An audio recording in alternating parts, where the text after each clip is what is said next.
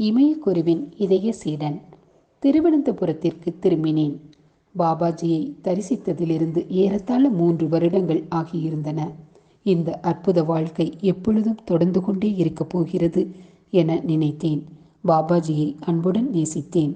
இமயமலையை அன்புடன் நேசித்தேன். முழு சுதந்திரத்துடன் எந்த உடைமையும் இல்லாமல் எல்லா இடங்களிலும் தெரிவதையும் நேசித்தேன். சிக்கல்களும் வேதனைகளும் சுயநலமும் பேராசையும் நிறைந்த நாகரிக உலகில் வாழ வேண்டிய அவசியம் இல்லாமல் போனதற்கு மகிழ்ச்சி அடைந்தேன். எனக்கு பாபாஜி தான் கடவுள். மாய உலகமாக இருக்கும் மலைகளுக்கும் நதிகளுக்கும் நடுவில் வாழ்வதுதான் ஸ்வர்க்கம். இந்த உன்னதமான வாழ்க்கையை விட்டு போக வேண்டும் என்கிற எண்ணம் ஒருமுறை கூட எனது மனதில் உதித்ததே இல்லை. ஆனால் திடீரென்று பாபாஜி நடந்து கொண்ட முறை எனது கனவை சிதற அடித்தது. என்னை தன்னந்தனியாக வாழ்க்கையை நடத்தச் சொல்லி அவ்வப்போது சில வாரங்கள் மாதங்கள் என்று வெளியே அனுப்பியவாறு இருந்தார். ஆனால் அன்று காலை அவர் செய்தது கொஞ்சம் கூட எதிர்பாராதது. என்னை போட்டு புரட்டி உலுக்கி எடுத்து விட்டது. காலை தியானத்திற்கு பிறகு அவரது பாதங்களை வணங்குவதற்காக சென்றேன். அவர் கடுமையான முகத்துடன், மது, வர வர நீ மனதளவில் என்னையே நம்பி எனது ஆதரவில் என்னையே சார்ந்து வாழத் தொடங்கிவிட்டாய். உனக்கு ஆன்மீக பாடங்களை கற்றுத்தந்ததே உன்னை முழுக்க முழுக்க சுதந்திரமாக மாற்றுவதற்காகத்தான், எந்த ஆதிக்கத்தினாலும் பாதிப்படையாமல் இருப்பதற்காகத்தான் என்றார். ஒரு யோகி தனது உணர்வுகளை எப்போது குறுகிய எல்லை என்னும் கூண்டிலிருந்து விடுவித்து கொண்டு வெளிவருகின்றானோ அப்போதுதான் அவன் சுதந்திரமானவன்.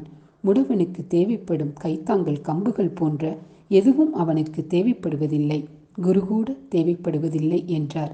முதலில் அதிர்ச்சி ஏற்பட்டாலும் தொடர்ந்து என்னுள் கோபம் அலையாக பொங்கி வெடித்ததை உணர்ந்து வியப்படைந்தேன். நான் என்ன செய்ய வேண்டும் என்று நினைக்கிறீர்கள் என்று அவரது கண்களை நேராக பார்த்து கேட்டேன். எனக்கு சொந்தமான எல்லாவற்றையும் விட்டுவிட்டேன். தாயையும் விட்டுவிட்டேன்.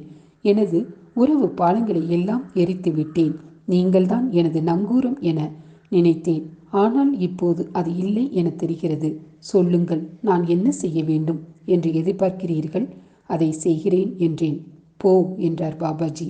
இங்கிருந்து நீ போக வேண்டும். சுதந்திரமாக தன்னந்தனியாக இப்போதிருந்து வாழ வேண்டும் என்றார். நான் அளவில்லை. அதிருப்தியை தெரிவிக்கவில்லை. மன்னித்து கொள்ள சொல்லி கேட்கவில்லை. சரி, நீங்கள் எதை விரும்புகிறீர்களோ அதையே செய்கிறேன் என்றேன். பற்றி எரியும் கோபத்துடன், மனக்கசப்புடன் கம்பளி போர்வை, நடக்க உதவும் களி, கமண்டலம் ஆகிய எனது சொற்பமான உடைமைகளை எடுத்துக்கொண்டேன். அவரது பாதங்களை தொட்டு வணங்கினேன். அவரும் அமைதியாக தமது கரங்களை எனது தலையின் மீது வைத்து ஆசீர்வதித்தார். வெளி நடந்தேன். நான் அவரது பார்வையிலிருந்து மறையும் வரை என்னை பார்த்தவாறே நின்று இருந்தார். அவரது பார்வையிலிருந்து மறைந்ததும், அவர் கேட்கக்கூடிய தூரத்தை கடந்ததும், கங்கை கரையில் அமர்ந்து ஓ என்று கதறி அழுதேன். உடல் குலுங்க முழுவதுமாக நொறுங்கி கதறி அழுதேன். கண்ணீர் எனது கோபத்தையும் பயத்தையும் துடைத்தது. மகத்தான மகேஸ்வரநாத் பாபாஜிக்கும் ஸ்ரீகுரு பாபாஜிக்கும் சீடனான நான் அழக்கூடாது என கட்டுப்படுத்தி கொண்டேன். உத்தரகாசியின் பக்கம் நடக்க ஆரம்பித்தேன். அரை மணி நேரம் டெஹ்ரிக்கு செல்லும் பாதையில் நடந்தேன். மழை பொழிய ஆரம்பித்தது. முழுவதுமாக நனைந்து விட்டேன். ஆனால் நடந்து கொண்டே இருந்தேன். மழை நின்று சூரியன் வெளியே வந்தான். நல்லது, அலைந்து திரியும் யோகி இப்படித்தான் வாழ வேண்டும். மழை அவனை நனைக்கும், சூரியன் அவனை காயும். உணவிற்காக பிச்சை கேட்பான். எங்கே இடம் கிடைக்கிறதோ அங்கே தூங்குவான். எனது இதயத்தை மகிழ்ச்சி நிரப்பியது. இதுதான் சுதந்திரத்தின் இனிய சுவை. சந்திரபாகாவின் கரையில் மயில்கள் பரவசத்துடன் ஆடிக்கொண்டிருந்தன. அந்த பரவசம் என்னுள்ளும் நுழைந்தது. அவைகளுள் நானும் ஓர் மயிலாக ஆடி எனது சுதந்திரம் தந்த மகிழ்ச்சியில் திளைத்தேன். நாங்கள் எல்லாம் ஒன்றுதான். மயில்களும் நானும் ஒன்றுதான். அப்போது காலடி ஓசை கேட்டது. யாரோ எனது பின்னால் வருவது தெரிந்தது. அது யாரென பார்க்க வேண்டும் என்று என்னுள் எழுந்த ஆவலை கட்டுப்படுத்தி கொண்டேன். நேர்பார்வையுடன் நடந்து கொண்டிருந்தேன். எனது வலது தோளில் மிருதுவாக ஒரு கைப்பட்டது. அந்த உணர்வு மிகவும் பரிச்சயமுள்ளதாக இருந்தது. இல்லை, அப்படி இருக்க முடியாது என நினைத்து கொண்டேன். அப்பொழுது அந்த பாசமிக்க குரல் மது என்று அழைத்தது. பாபாஜி என்றபடி திரும்பினேன். அவரை பார்த்தேன். அவர் என்னை வாஞ்சையுடன் பார்த்து கொண்டு இருந்தார். அழுகையை அடக்கிக் கொண்டு முகத்தை சாதாரணமாக வைத்து கொண்டேன். அப்படியா, என்னை விட்டு போய் விடுவாயா என்று பாபாஜி கேட்டார். ஆம் பாபாஜி, போ என்று சொல்லிவிட்டீர்களே. ஓ, நான் போ என்றதும் போய்விட்டாய். இப்பொழுது திரும்பி வா என்று அழைத்தால் திரும்பி வருவாயா என்றார். உறுதியாக இரு, வரமாட்டேன் என்று சொல்லு என மூளையின் ஒரு பகுதி கூறியது. ஆனால் அடுத்த பகுதியோ எதிர்ப்பே இல்லாமல் வென்றது. வருவேன் என்றேன். அப்படியானால் வா, திரும்பிச் செல்லலாம். உன்னை பரிசோதித்து பார்த்தேன் என்றார். அமைதியாக அவரை பின்தொடர்ந்தேன். எனது இதயம் மகிழ்ச்சியாலும் நன்றி பெருக்காலும் நிறைந்து இருந்தது. 6 மாதங்கள் கழித்து எல்லாம் சரியாக இருக்கின்றன. இனி எப்பொழுதும் மாயங்கள் நிறைந்த இமயமலை சூழலில்தான் இருக்கப் போகிறேன் என நினைத்த பொழுது பாபாஜி எனது அமைதியிலிருந்து மீண்டும் உலுக்கி எடுத்தார். ஒரு நாள் மாலை பொழுது தூணியின் அருகில் அமர்ந்திருந்தோம். அவர் ஓர் குண்டினை போட்டார். மது, கற்றுக்கொள்ள வேண்டியவற்றை எல்லாம் கற்றுக்கொண்டு விட்டாய். உனது இதய தாமரை மலர்ந்து விட்டது. நீ வெளி உலகுக்கு திரும்பிச் செல்ல வேண்டிய தருணம் வந்துவிட்டது. உனது பெற்றோர்களிடம் திரும்பிப் போ என்றார். பாபாஜி, என்னை திரும்பவும் வஞ்சகமும் ஏமாற்றமும் நிறைந்த பணமும் பேராசையும் ஆட்சி புரியும் அந்த உலகுக்கா அனுப்ப விரும்புகிறீர்கள்?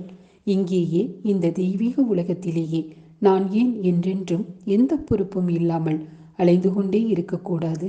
உங்களை அடிக்கடி தொல்லைப்படுத்த மாட்டேன். உங்களை விட்டு தொலைதூரத்தில் இருந்து கொண்டு நீங்கள் எப்போதெல்லாம் அழைக்கிறீர்களோ அப்போதெல்லாம் வருகிறேன் என்று மனதுக்குள் நொறுங்கி வெட்கமின்றி அரற்ற ஆரம்பித்தேன். தேற்றிக்கொள். சீடர்களை நான் அபூர்வமாகத்தான் ஏற்றுக்கொள்கிறேன் என்பது உனக்கு தெரியும். ஸ்ரீ குரு பாபாஜி இட்ட ஆணையின் பேரில் உன்னை சீடனாக ஏற்றுக்கொண்டேன். உண்மையாகவே உன்னை நேசிக்கின்றேன். உன்னை பாதுகாக்கவும் செய்வேன். ஆனால் அவரது விருப்பத்திற்காக மாறாக நடந்து கொள்ளவே மாட்டேன்.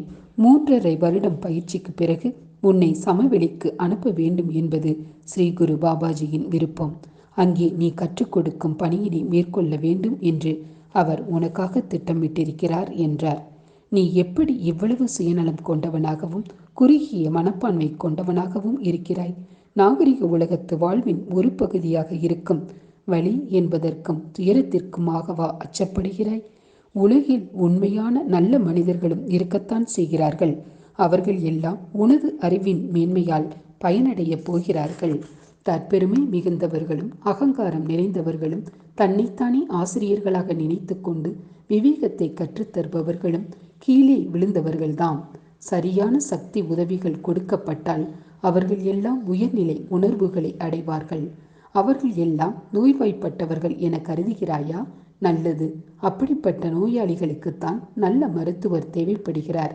எனவே கருணை கொண்டவனாக உன்னை மனித இனத்துடன் ஐக்கியப்படுத்திக் கொள் என்றார். மகத்தான போதிசத்வரின் உறுதிமொழி என்னவென்று தெரியுமல்லவா? எல்லா உயிரினங்களையும் முக்தி நிலைக்கு அழைத்துச் செல்லும் வரை நான் மீண்டும் மீண்டும் பிறந்து கொண்டே இருப்பேனாக. எவ்வளவு உயர்ந்த எண்ணம் என்று பாபாஜி பல வகையாக எனக்கு போதித்தார். என்னை தேற்றிக்கொண்டேன். நான் இதை விரும்பவில்லை. ஆனால் நீங்களும் ஸ்ரீ குருவும் என்ன விரும்புகின்றீர்களோ அதையே செய்வேன் என்றேன். நல்ல பையன், உனது உணர்ச்சி மிக்க மனவெளிச்சிகள் எதிர்பார்த்ததுதான். அதுவும் சரிதான். நீயே உன்னை கட்டுப்படுத்தி கொண்டதும் மிக நல்லது என்று பாபாஜி கூறினார். பாபாஜி, உங்களை மறுபடியும் பார்க்கவே மாட்டேனா? பாபாஜி, அதெல்லாம் ஒன்றும் இல்லை. நிச்சயமாக என்னை பார்ப்பாய். எப்போதெல்லாம் அவசியமோ அப்போதெல்லாம் நானும் உன்னை பார்ப்பேன். நீ தியானம் செய்யும் பொழுதோ உனது கனவின் மூலமாகவோ உன்னோடு தொடர்பு கொள்ளப்படும். அப்போது நீ எப்போது எங்கே வரவேண்டும் என்று சொல்வேன் என்றார். எல்லா மதங்களிலும் எத்தனை பிரிவுகள் உள்ளனவோ அவற்றின் போதனைகளை எல்லாம் எவ்வளவு முடிகின்றதோ அவ்வளவு பரிச்சயம் செய்து கொள். ஆசிரமங்களில் நேரத்தை செலவு செய். உனக்கு தெரிந்த தெரியாத பல ஆசான்களை நீ சந்திக்க வேண்டும். எந்த ஆசானை சந்திக்க வேண்டும், எந்த இடத்திற்கு போக வேண்டும் என்பதை நீயே தீர்மானித்துக்கொள். ஆனால் நீ அவசியம் சென்று சில மணி நேரம் செலவு செய்ய வேண்டும் என்றால் அது ராமகிருஷ்ணா மடம்தான். உன்னது கற்றுக்கொள்ளும் காலம் முடிவுக்கு வரும்போது நீ சந்திக்க வேண்டிய மனிதர் ஜெய் கிருஷ்ணமூர்த்தி என்றார். நீ திரும்பி போகும் பொழுது சாதாரண ஆடைகளை அணிந்து கொள்ளலாம். எல்லோரையும் போல நீயும் வாழலாம். நீ விசேஷமான சக்திகள் கொண்டவன் என்றோ அல்லது விசேஷ புலமை உன்னிடம் இருக்கிறது என்றோ சுய விளம்பரம் செய்து கொள்ள முயற்சி செய்யாதே. அவற்றை இரகசியமாகவே வைத்துக்கொள். யாராவது உன்னிடம் விசேஷ சக்திகள் இருப்பதை கண்டுபிடித்து விட்டால் அவர்களை அமைதியாக இருக்கும்படியும் அதனை விளம்பரம் செய்ய வேண்டாம் என்றும் சொல்லிவிடு. பல வருடங்களுக்கு எந்த கற்றுக் கொடுக்கும் பணியையும் எடுத்துக்கொள்ள வேண்டாம். ஆனால் நேரம் வரும்பொழுது அந்த பணியினை செய்வதற்கு உனக்கு பச்சை கொடி காட்டப்படும். நீயே அதனை புரிந்து கொள்வாய். அதற்கு பிறகு உனது கற்றுக் கொடுக்கும் பணி துவங்கும். அதற்கு பிறகும் நீ உனது பணியில் அமைதியாகத்தான் செல்ல வேண்டும். மனப்பூர்வமாக உன்னை நாடி வருபவர்களுக்கு மட்டும் கற்றுக்கொடு. அதனையும் விளம்பரம் இன்றி செய். மிக அதிகமாக உன்னை பின்பற்றுபவர்களை வைத்து கொள்ளவும் முயற்சி செய்யாதே. சில நல்ல விதைகளை விதை என்றெல்லாம் பாபாஜி எனக்கு அறிவுரைகள் வழங்கினார். பாபாஜி, என்னால் அலட்சியம் செய்ய முடியாத பிரச்சனை ஒன்று இருக்கிறது. எனது பெற்றோர்கள் எனக்கு ஒரு பெண்ணை தேடி திருமணம் செய்ய முயற்சி செய்தால் என்ன செய்வது? கவலைப்படாதே, அப்படியெல்லாம் ஒன்றும் நடக்காது. ஆனால் ஒன்று, நீ எப்படியும் திருமணம் செய்து கொண்டு குழந்தைகளை பெற்று இல்லறவாசியைப் போல வாழ வேண்டும் என்பதுதான் ஸ்ரீ குருவின் விருப்பம். உதாரண புருஷனாக வாழ்ந்து காட்டு. உயர்நிலை உணர்வுகளை அடைய வேண்டுமென்றால் துறவியாக இருந்தால்தான் முடியும் என சிலர் நினைக்கிறார்கள். அந்த எண்ணம் தவறு என்று உறுதிப்படுத்து. ஷியாம் சரண் லாகிரி பல வருடங்களுக்கு முன்னர் அதை செய்தார். இப்பொழுது நீ செய்ய வேண்டும். நீ மணக்கப் போகும் பெண் உனது மனதை மேலும் பண்படுத்துவாள். அவள் நீ ஜே கிருஷ்ணமூர்த்தியை சந்தித்த பின்னர்தான் உனது வாழ்க்கையில் வருவார் என்று கூறி நிறுத்தினார் பாபாஜி. கொஞ்சம் பணம் கொடுத்தார். அகர்வால் என்பவரின் விலாசத்தை கொடுத்தார். தில்லிக்கு சென்று அகர்வாலை பார். உனக்கு தாளப்பிய கிரியாவை கற்றுக் கொடுக்குமாறு அவருக்கு சொல்லி இருக்கின்றேன். பிறகு திருவனந்தபுரத்திற்கு செல்லவும். அகர்வால் உனக்கு டிக்கெட்டையும் இன்னும் கொஞ்சம் பணத்தையும் தருவார் என்று கூறி முதலாக பாபாஜி என்னை அணைத்து கொண்டார். எனது கண்கள் கண்ணீர் குளமாக மாறின. மேலும் பல விஷயங்களை பற்றி தெளிவாக விவாதித்த பிறகு ரிஷிகேசிலிருந்து அடுத்த நாள் ரயிலில் பயணமானேன். தில்லி ரயில் நிலையத்தின் வாசல் அருகே திரு அகர்வால் காத்து கொண்டிருந்தார். நீ வருவதாக பாபாஜி சொன்னார் என்று அவர் கூறினார். கிரேட்டர் கைலாஸில் இருக்கும் அவரது வீட்டிற்கு தனது காரில் என்னை அழைத்துச் சென்றார். அடுத்த நாள் காலை எனக்கு தாளப்பிய கிரியாவை கற்றுக் கொடுத்தார். மாலையில் ஒரு தையற்காரர் எனக்கு 2 சட்டைகள், காற்சட்டைகளை கொண்டு வந்தார். பாபாஜியின் அறிவுரை: நீ அணிந்திருக்கும் பிரம்மச்சாரி உடைகளை ஒதுக்கிவிட்டு இந்த உடைகளை அணிந்து கொள். ஒரு ஜோடி காலணியையும் ஒரு பையையும் உனக்காக கொண்டு வந்திருக்கிறேன் என்றார் திரு அகர்வால். 3ஆம் நாள் திரு அகர்வால் சென்னை செல்வதற்காக படுக்கை வசதியுடன் கூடிய ரயில் டிக்கெட் ஒன்றை கொடுத்து, சென்னைக்கு போய் சேர்ந்ததும் திருவனந்தபுரத்திற்கு டிக்கெட் வாங்கிக்கொள். பாபாஜி சொன்னதை நினைவு வைத்துக்கொள். சாதாரணமாக நடந்து கொள். உனது ஆன்மீக சக்திகளை ரகசியமாக வைத்துக்கொள் என்று கூறி மேலும் கொஞ்சம் பணம் கொடுத்தார். என்னை சென்னை மெயிலில் உட்கார வைத்து விடை பெற்றார். ஸ்ரீ குருவிற்கு எல்லா பெருமையும் உரித்தாகுக என்று எனது காதில் கிசுகிசுத்தார்.